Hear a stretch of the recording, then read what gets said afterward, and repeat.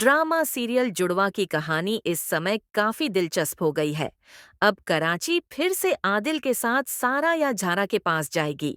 और आदिल किससे शादी करेगा, सारा से या झारा से? अब शाजिया आगे क्या करने वाली है? जैसा कि हम अभी देख रहे हैं कि आदिल झारा से प्यार करता है और शर्मत भी झारा से प्यार करता है।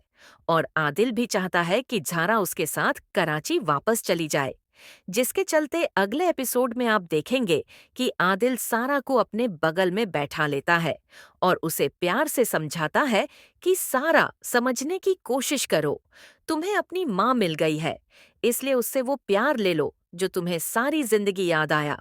और उसकी तबीयत भी बहुत खराब है, तुम उसका ख्याल रखना। लेकिन सारा अपनी माँ का सामना नहीं करना चाहती, इसलिए वह आदिल से कहती है कि झारा उसका ख्याल रखेगी। लेकिन आदिल सारा को मनाता रहेगा। दूसरी तरफ शर्मत ज़ारा से परेशान है, क्योंकि आदिल ज़ारा से बहुत आज़ाद हो रहा था और ज़ारा इस समय बहुत मुश्किल स्थिति में है। वह दिल से आदिल से प्यार करती है और वो शर्मत को ये नहीं बता पाती कि वो आदिल से प्यार करती है। जैसा कि हमने देखा कि ज़ारा ने कुछ दिनों के लिए आदिल को अपने पास रोक लिया है।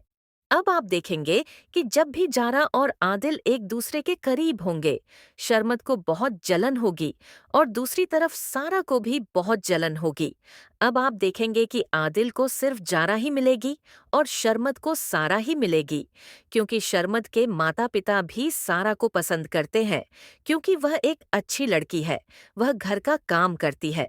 इसके अलावा अगले एपिसोड में आप देखेंगे कि शाजिया भी कराची जाने का फैसला लेगी, क्योंकि अब जब जारा अपनी माँ के पास आएगी और उसे अपने पिता और उस घर के बारे में बताएगी, यहाँ पर वह अपनी माँ को यह भी बताएगी कि पापा ने दूसरी शादी कर ली है, जिस पर शाजिया काफी हैरान होकर पूछती है और जारा उसका मजाक उड़ाती है कि क्या तुम्हें जलन हो रही है।